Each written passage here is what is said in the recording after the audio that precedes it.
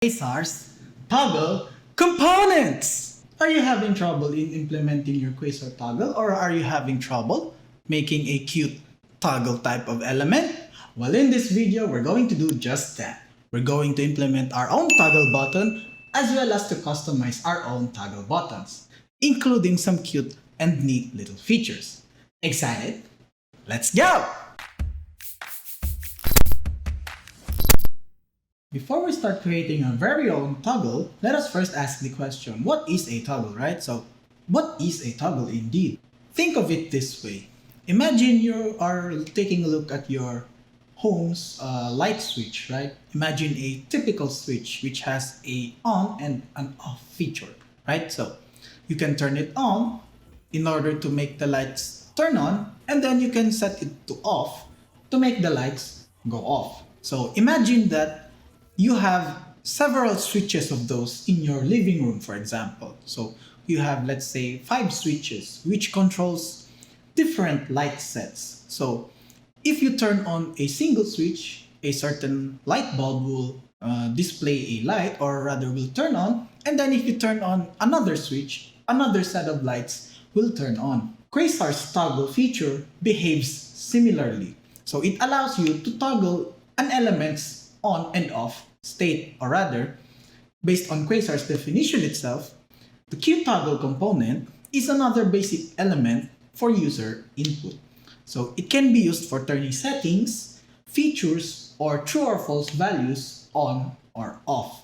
So it's just a basic feature that allows you to toggle elements on and off, or switch its values between, let's say, true or false. So how do you implement one, right? That's the question we mostly get. So let's head over to our code right here.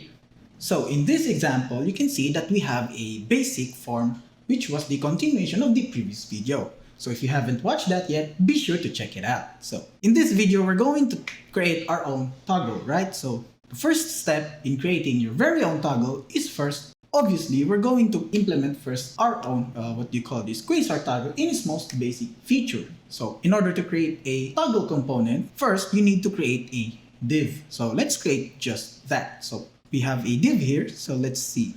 So where does this go? Okay, so it's, let me just check. So here. So around, let's follow this line here. Okay, so let's create first a div here. So let's add a div, and then in order to create our own QToggle element, you need to simply add a QToggle element. Simple as that. Next, we're going to feed it our own vModel. So in this case, let's use the vModel of, let's say, lights. So let's use the lights as an example. So let's add the lights as a variable name. Next, now that we have that, you basically now have a basic QToggle element. So if you take a look at here, it has a QToggle element. So if you take a look at the screen over here, you will see that we have now a QToggle element. So you will notice that the QToggle element is sitting in the middle, right? So QToggle has a feature that is called an indeterminate state. Basically, what it means is that the toggle itself can sit in a type of value wherein the QToggle itself is not sure whether the value itself is true or false. So it sits in the middle. So as you can see, let me show you. So as you can see in our QToggle right here, it sits in the middle, right? Because it's not yet sure as to what value it actually has, because we don't have a vModel yet. But once we add our vModel element to it, what's going to happen is we're going to get something similar to this. So let's add the lights value, and then let's set it to false. And then let's add the vModel for this one. So let's add the form data dot lights.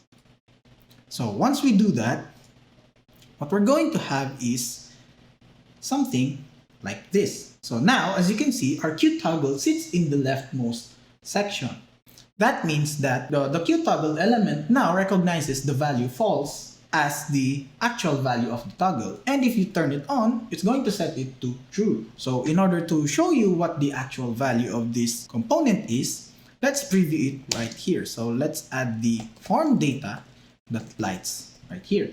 So you will notice that we will have our value right here. So if I click this one, it's going to set to true. And if I click it again, it's going to set to false. So that is how it works in a basic sense. So that is the most basic definition of a QToggle. So if you take a look at it from a different perspective, QToggle is just indeed a very basic component. So there's nothing much to it, right? But in this video, we're going to show you how to customize this QToggle as well as some of its features that allows you to show some sense of personal customization, right? So that's what we're going to do with this QToggle. Now that we have our basic QToggle, what we're going to do is let's try and customize it. Let's add some flavors to it. You can see that it's just a plain bland on-off switch. Let's try to add some label to give it some more context, right? So in order to give it a context, let's simply add a label property. So let's say turn on lights, for example. So turn on lights. So something like this. Okay, so yeah, something like that. So let's remove this one. So as you can see, right now, our QToggle element has a label, right? So it has a turn on lights label. So that's how you add a label. In case you want to move your element, let's say your label to the left side, you can do that as well by simply adding the property left label. If you do that and then you hit save, what's going to happen is it's going to recompile and then it's going to move your label to the left. So that is another way to customize your labels. So there's also another option which is called keep color, wherein if you set that value, let's remove this one first. Let's say keep color. If you set that property, what's going to happen is it's going to blur out the color first. So in order to show you what it actually does, first let's add some colors to our QToggle. So let's add some color. So let's say red. So as you can see, you can also add some colors to your QToggle elements in case you want to customize your color or if you want to add some spice to it, for example. In this case, if I remove the keep color property right here, say like that one, as you will notice, the button is sort of pops out all the time, right? So if I click this on, it pops out with a color, and if I click this off, the color simply disappears. But if I add a keep color parameter, like this one, what's going to happen is the color of the background is retained. So if you take a look at this one, it stays red, and then if I click this off, the color is red as well. Whereas if I remove the keep color, the background turns gray and only turns red when I turn on the toggle. So that's what the keep color property does. So aside from that, you can also add icons to your QToggle. So you might ask, like, how do I add icons to my QToggle, right? So imagine a QToggle, right? QToggle with an icon, like how does that work? So I'm going to show you. So here, in this example, I'm going to show you how to do just that. So we're going to add our own icons here in our code. So in order to add an icon to your QToggle, you simply add the icon parameter. So I type the icon and then I choose a name of the icon. So let's use home, for example. So let's just move just that. And then once I hit save, or as you can see, our QToggle has an icon. So there you go, you have a home icon. So it's another way of spicing things up, or rather customizing your QToggle. Although it's a basic type of element, the Quasar component allows you to customize it in a sense, to add it more functionality and some more sense of style. So something like that. In case you're wondering, how can I change the values from true to false? Because that is the default values of a Quasar toggle, right? So in order to do that, you can create a custom model value. So in this case, you can set a true value and a false value. So let's say in this case, let's add the true value.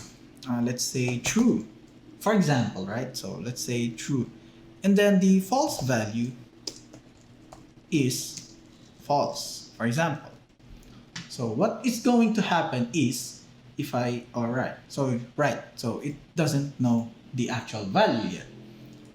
So in order to show you the actual value of this drop down, let's say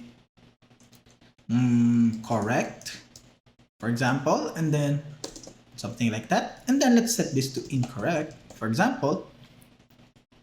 And then let's preview that value. So form data.lights. So once I do that, as you can see, toggle itself is not yet sure as to what the actual value is because our V model, as you can remember, here is set to false. But the false value that we set for our Quasar toggle is the word incorrect. So if I turn this on, you will see that the true value is now correct. The string correct rather. And if I turn this off, it becomes incorrect. So it doesn't now fit the true false typical value of a toggle. So you can customize the values in a sense. So just a quick tip in case you want to, let's say, use your custom values. Let's say you can use a number or a string. You can use, or rather, you can use the true value and the false value for those kinds of scenarios, right? So just a quick tip.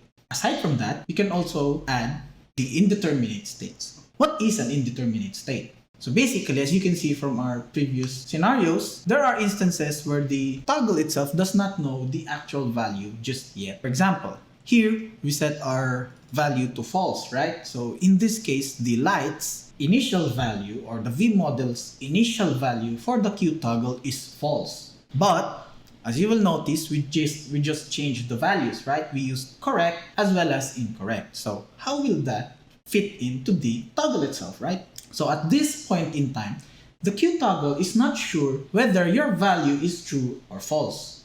Therefore, it automatically resolves to use the indeterminate value, which is, as you can see on the drop-down, it is set to the middle. So let's just force that to sit in the middle again. So like that. As you can see, the V model's value is true, right? So it has a true value, the Boolean true. But our true value, or rather the value we set as true for the QToggle is the string correct. So it's a string, so it's not a Boolean, right?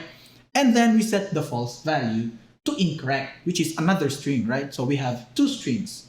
But our V model's value is a Boolean, so it doesn't fit the criteria. Meaning, at this point in time, the Quasar toggle is not sure as to what your actual value is, so it doesn't know whether it's true or false. So therefore, it is in a indeterminate state, meaning it's not sure. So what's going to happen is your Quasar toggle is going to sit in the middle, like this one. So it just stays in the middle unless you click it in order to set the true value and the false value. So that is an example of an indeterminate state. There are instances that you can use this type of input. For example, you're not sure whether the actual value is a true or a false, then you can simply set the indeterminate state. So there are special use cases where these types of inputs are actually useful. Aside from those, you can set an array as a V model for your QToggle. So imagine array, right? So how? So how is it going to work, right? So imagine, right? So you have 4 sets of switches. You have, let's say, a switch that is colored red, blue, green, and yellow, right? So you have 4 switches controlling 4 different lights. Let's say you want to know what kind of lights or which one of those lights are currently active. So how do you do that? So Quasar is capable of doing that as well, using the array as a V model. So to demonstrate, it looks something like this. So first, let's fix our QToggle to stay like this one. Okay, so now we have that one. So imagine that the V model is an array, right? So let's set it to an array first. So let's remove this one and let's set it to an array. Next, what we need to do is we need to add several QToggle elements. So let's copy this one. Let's paste it here. Let's paste it here. So let's paste it several times. And then we're going to set it to different colors each. So let's set this one to blue, set this one to green, and then let's set this one to yellow. So something like that. And then lastly, we're going to add a val, meaning we're going to add a value to our Quasar toggle to determine the value it's going to push in our array once we toggle this on. So in this case, let's say red, so let's say this one's red. Let's just grab this one. Oh. So let's paste it here. Let's say this one is, okay, so it's blue, and then this one here is green. So let's set this one to green, and then let's set this one to yellow. So something like that. And then let's just clean things up. Okay. So what we get is this one, right? So it's an array, for example. Okay, so let's move this one downwards. So let's set this to another div, something like so. Yeah, so we can see now the actual output in this array, right? So if you take a look, the array is empty right now. But if I turn this one on, you will see that the array will have a red value. If I turn this one on, it's going to have a yellow. If I turn this one on, it's going to have a blue. But if I turn this green or this last toggle on, it's going to add green as well.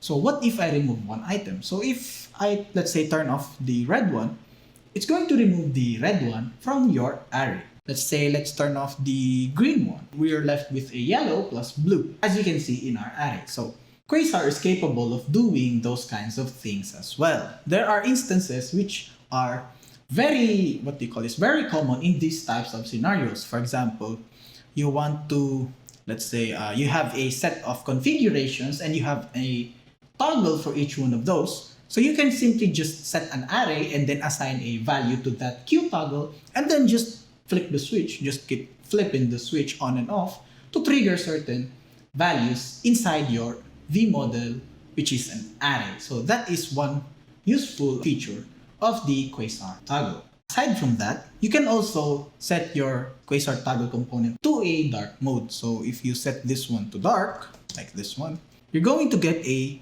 version of that component which is useful during dark mode scenarios. So let's say you have a dark background on your application to rather simulate night mode. So that is another useful feature. So let's say you want to disable this variable temporarily. So you can just set the property disable, right?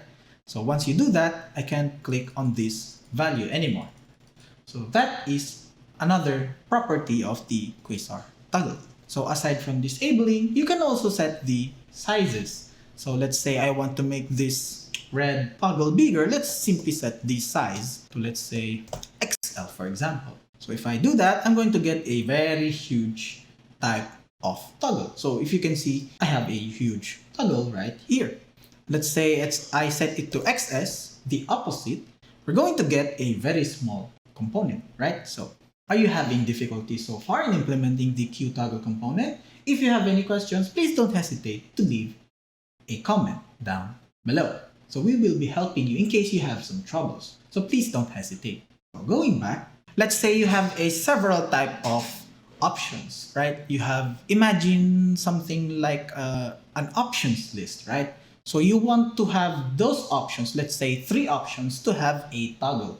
So we can use the appliances, for example. Okay, so let's say you want to add 3 options. 3 options for turning on the, let's say, the electric fan, the lights, and the TV, for example. So we can do just that. And we can also add a QItem element, right? So remember, the QItem element allows us to define a list of items. So aside from having a list of items, we can also add the QToggle element alongside the QItem component. So let's try and implement that as well. So in order to do that, let's go back here in our code. So now that we have this one, let's add a QToggle first. So, or rather not the QToggle, but the QList. So now we have a list. Let's add a QItem.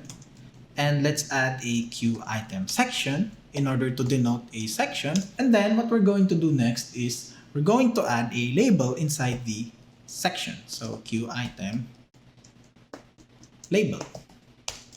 So let's say air conditioner, just for example. And then let's add another QItem section. Let's say let's set this one to avatar, for example. Now that we set this one to avatar, we can add a QToggle for this one. So let's move this let's see, let's copy, let's move this one inside. So something like that.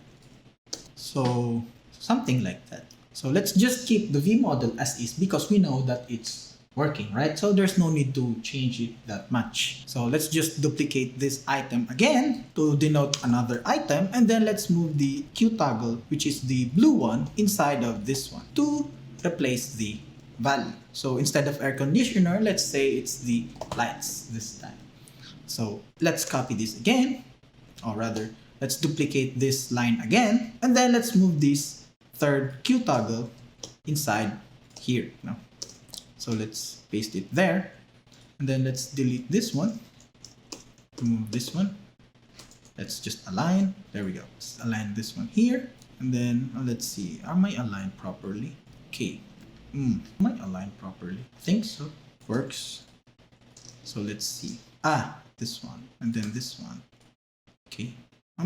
Let's see. So let's align this one. I see. So here, here, here. Oh, so there are so many divs. So let's remove this one. Let's remove this one. And then let's move it backwards here. There we go.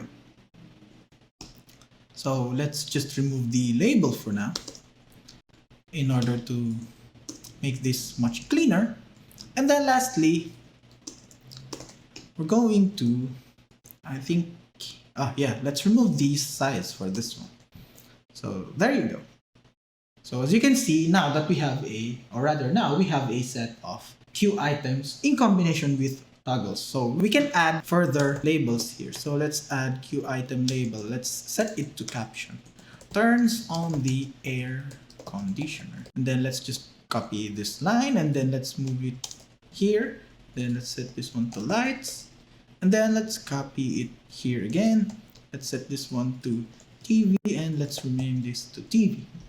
So there you go. So as you can see, let's say I want to turn on the air conditioner. I just click this one on, and it's going to turn on the air conditioner, for example. And then if I click this one, it's going to turn on the TV again, for example, right? So that is one of the features of the the QToggle itself, which is, as you can see, is just a basic element indeed. So there's nothing much going on inside the QToggle element because it's again a basic element. That is the QToggle element in and of itself. So thank you guys for watching this tutorial video. I hope this has helped you a lot in your applications. If you see that this has helped you in any way or has allowed you to create your own applications in any way, please don't hesitate to leave a like as well as to hit that subscribe button. If you have any further questions or clarifications regarding the Quasar toggle element, please feel free to leave a comment down below. Again, this is Joshua from Pixelate. See you later, Pixelators!